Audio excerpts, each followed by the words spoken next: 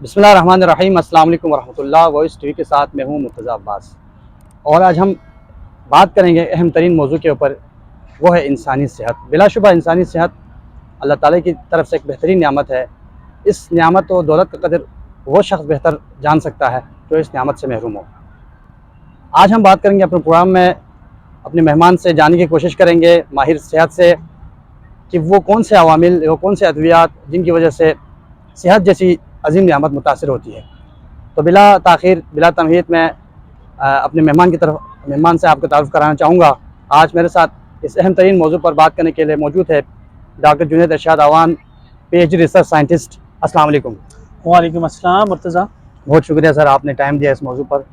Sir, इंसानी सेहत, जैसा कि मैंने इंट्रो में भी कहा, कि बिलाशुबा एक बहुत बड़ी नियामत है। तो कौन सी अवामिल है जो इस सेहत जैसी नियामत को मुतासिर करती है? ख़ासकर वो कौन से अद्वियात है जिन्हें ख़ास तौर पर एंटीबायोटिक्स वो कितने हद तक मुतासिर करती है इंसानी सेहत को? इस हवाले से क्या फरमाना चाहेंगे? बिस्मिल्लाहिर्रहमानिर्रहीम। मुर्तज़ा, सबसे पहले आपका शुक्रिया, आपने वॉइस टीवी में मुझे मदऊ किया और आज इस इम्पॉर्टेंट जो मौजू है इस पे बात करने के लिए मुझे आपने बुलाया। आपने जो पूछा कि जितनी भी अद्वियात होती हैं इनके एक तो ये जो अभी वीक चल रहा है, ये हफ्ता जो चल रहा है, WHO जो वर्ल्ड हेल्थ ऑर्गेनाइजेशन है, ये इसको एंटी माइक्रोबियल रेजिस्टेंस के हिसाब से इसको मनाता है और उसमें मुख्तलिफ सेमिनार्स होते हैं, कॉन्फ्रेंसेस होते हैं। उसमें यही बताया जाता है, समझाया जाता है कि आप जितनी भी एंटीबायोटिक्स हैं उनका ज़्यादा जब हम इस्तेमाल कर लेते हैं या उनकी एक मिकदार, एक अमाउंट होती है, उससे जब हम ज़्यादा इस्तेमाल करते हैं तो उसके बहुत सारे मुज़र असरात हमारे जिस्म पे होते हैं। अच्छा सर, आपने ज़बरदस्त बात की। आपने जो हफ्ते की वीक जो मनाया जाता है 18 नवंबर से 24 तक AMR के नाम से मनाया जाता है। बेसिकली आपने थोड़ा बहुत तो बताया कि इसका पर्पस लोगों को इनके मुताल्लिक़ बताना होता है। तो एंटीबायोटिक्स यूज़ तो करना मजबूरी है इंसान की। तो एंटीबायोटिक्स कितनी मकदार में इस्तेमाल करनी चाहिए और कितनी रेंज में इस्तेमाल करना चाहिए? क्योंकि इसके भी एक मुख्तलिफ स्पेक्ट्रम है, मुख्तलिफ रेंज में होता है, फर्स्ट, सेकेंड, थर्ड जनरेशन। तो हमें, हमारे जो देखने वाले नाज़रीन है, खासकर जो पेशेंट जो यूज़ करें एंटीबायोटिक, उनको आप क्या कहना चाहेंगे इस हवाले से?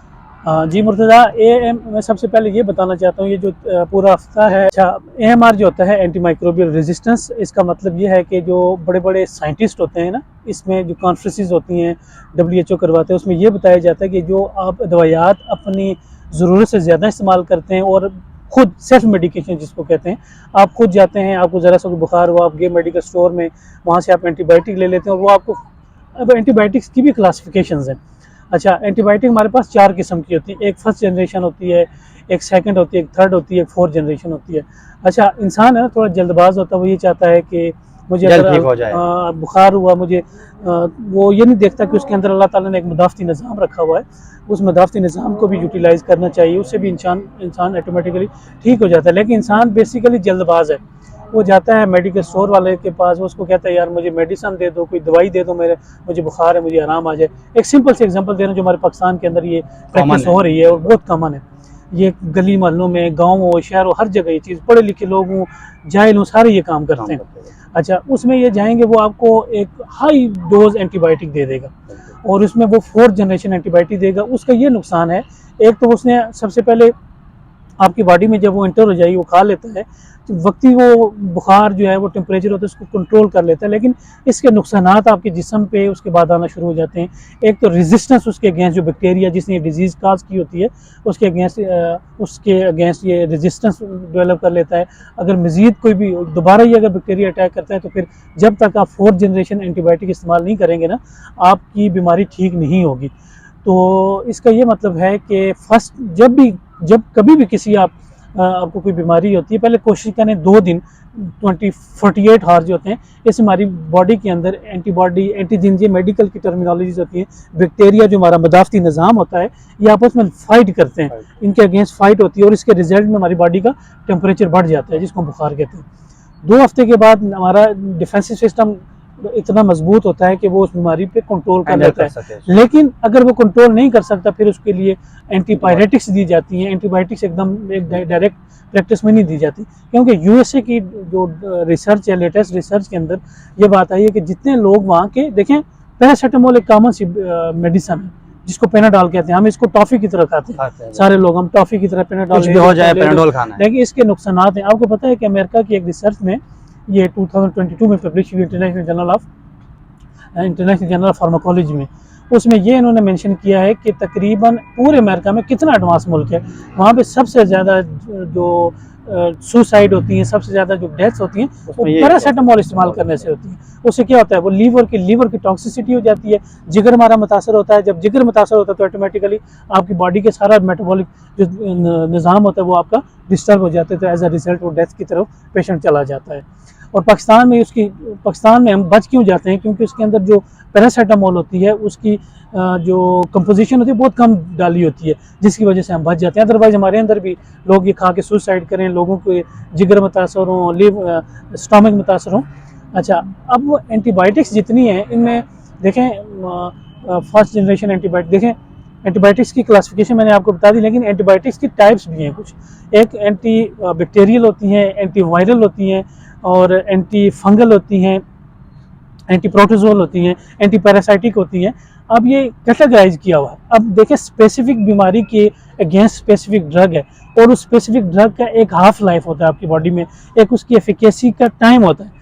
अब देखें, डॉक्टर्स हैं जो फिजिशियंस होते हैं, वो जब दवाई को प्रिस्क्राइब करते हैं, जब वो नुस्खे के ऊपर लिखते हैं किसी बीमारी को डायग्नोज, उसकी तशखीस करके, तो उसके रिजल्ट में ये लिखते हैं कि भाई अगर इसको एंटीबायोटिक देनी है तो फर्स्ट जनरेशन से उसको शुरू करें, सबसे लो जनरेशन होती है। उसका ये फ़ायदा होता है क्योंकि आपका मदाफ़ती निज़ाम तैयार होता है उसके अगेंस्ट, लेकिन वो जो बैक्टीरिया होता है, वो जो जरासीम होता है, वो थोड़ा सा उससे स्ट्रॉन्ग हो जाता है। उस बैक्टीरिया की जो एक्स्ट्रा स्ट्रॉन्गनेस होती है ना, वो जो एक एक्स्ट्रा कैपेबिलिटी होती है, उसको रिड्यूस करने के लिए हम फिर एंटीबायोटिक का कोर्स करवाते हैं।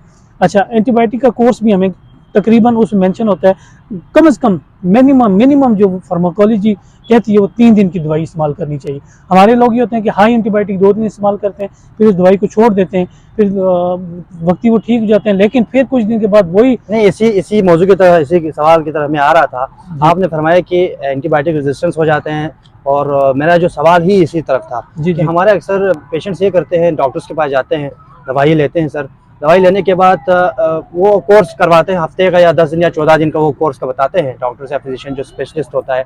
तो हमारे यहाँ ये होता है कि 1-2 दिन या कुछ डोज खाने के बाद ठीक हो जाते हैं, तो समझते हैं भाई बिकुमल मैं सयाब हो चुका हूँ, अब मुझे दवाई स्किप करनी चाहिए। मतलब एक पता दवाई देता है तो उसमें 2 खा के रख लेते हैं, अक्सर घर में हमें देखने को मिले खासकर ये। और दूसरी बात जो आपने जिक्र की, जो सेल्फ मेडिकेशन की खुद डॉक्टर्स बनते खुद खाते हैं, और टॉफ़ियाँ, जिस तरह टॉफ़ियाँ खाते हैं उस तरह दवाइयाँ खाते हैं, तो इस हवाले से आप क्या कहना चाहेंगे, इसका कितना असर होगा बॉडी के ऊपर?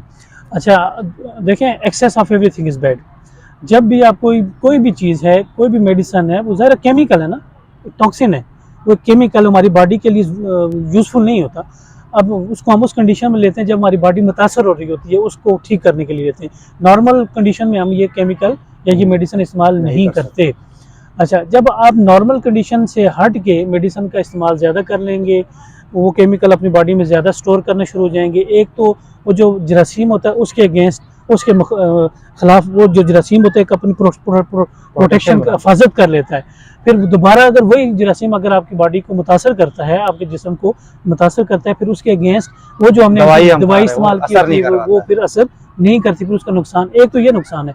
दूसरा, जब आप हाई डोज लेते हैं ना, एक मिनिमम रिक्वायरमेंट जो होती है आपके बैक्टीरिया को मारने के लिए ज़रूरत होती है, लेकिन जो उसके ऊपर बच रही होती है वो आपकी बॉडी के नॉर्मल जो फंक्शन होते हैं, फिजियोलॉजिकल फंक्शंस होते हैं, उनको ये मुतासर करती है। जैसे आपके हार्ट की कॉन्ट्रैक्शन रिलैक्सेशन है, जो धड़कन है, दिल की धड़कन, उसमें उसको मुतासर करते हैं, आपके जिगर की काम करने को मुतासर करते हैं, आपके गुर्दे की फिल्ट्रेशन को मुतासर करते हैं, आपके फेफड़ों की जो वर्किंग होती है उसको मुतासर करते हैं, आपकी जो निज़ाम हज़म होता है, ये मेडिसिन उसको भी बहुत ज़्यादा मुतासर करती है। आपने मुर्तज़ा देखा होगा, देखें रेजिस्टेंस तो आ गई ना, वो तो एक बात समझ आ गई।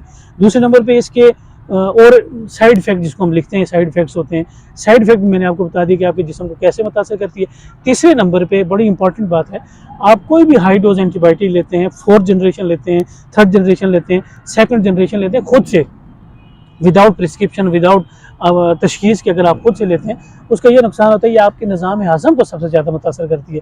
जो आप खुराक खाते हैं ना, वो उसको डाइजेस्ट नहीं होने देती। इसका मतलब ये है, उसने आपके इंटेस्टाइन के, आपके स्टमक के, आपके जो GIT होती है, गैस्ट्रोइंटेस्टाइनल ट्रैक्ट, उसके एंजाइम के फंक्शन को भी ये मुतासर करता है, जिससे वो निज़ाम हज़म प्रॉपर नहीं हो पाता। सर आखिर में आप ये बता दीजिए, क्योंकि मौजू काफ़ी वसी मौजू है, तो जब एंटीबायोटिक्स का इतने इस्तेमाल होता है, वो अपने मुज़ाहमती निज़ाम को बढ़ाते हैं, यानी रेजिस्टेंस क्रिएट करते हैं, तो कौन से ऐसे खुराक है, कौन सी चीज़ें, कौन से ऐसे तौर तरीक़े हैं जो हम अपने लाइफस्टाइल को अपनी ज़िंदगी में ला सकते हैं, चेंजेस ला सकते हैं, जिससे हम अपनी क़ुव्वत मुदाफ़ियत को बढ़ा सकें, ताकि क़ुव्वत मुज़ाहिमत जो एंटीबायोटिक्स है उसको कम कर सके।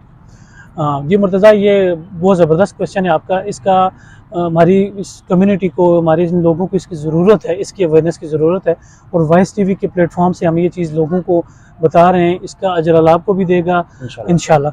अच्छा, इसमें एक तो हम जो घर में आम जो रूटीन में, हमारा ज़ाहिर है पाकिस्तान एक बहुत अमीर मुल्क नहीं है, क्योंकि हम पेरीफ्रीज के भी हमारे लोग हैं, हिल एरिया के लोग होते हैं। वहाँ पे खुराक का मतलब ये है कि आप ज़्यादा से ज़्यादा डिपेंड करें जो आपकी जो नेचुरल सोर्स की खुराक है, जैसे सब्जियों का इस्तेमाल ज़्यादा करें। आप जो मौसमियाती या जो जिस मौसम के हिसाब से फल आपको मौजूद है, आप उसका इस्तेमाल ज़्यादा करें। आप नेचुरल सोर्स से दूध का इस्तेमाल करें, आप नेचुरल सोर्स से अंडों का इस्तेमाल करें, आप देसी गोश्त खाएँ। ये सारी चीज़ें आपकी जो निज़ाम मुदाफ़त होती है, इसको बूस्ट करती है, इसको बढ़ाती हैं। बहुत शुक्रिया सर, आपके टाइम का। ये मौजू काफ़ी वसी है, लेकिन हमने फिर भी कवर करने की कोशिश की। उम्मीद है इस माहिर सेहत की हिदायत पर आप अमल करते हुए अपनी सेहत का भरपूर ख्याल रखेंगे। अगले प्रोग्राम तक मुझे इजाज़त दीजिए। अल्लाह हाफ़िज़।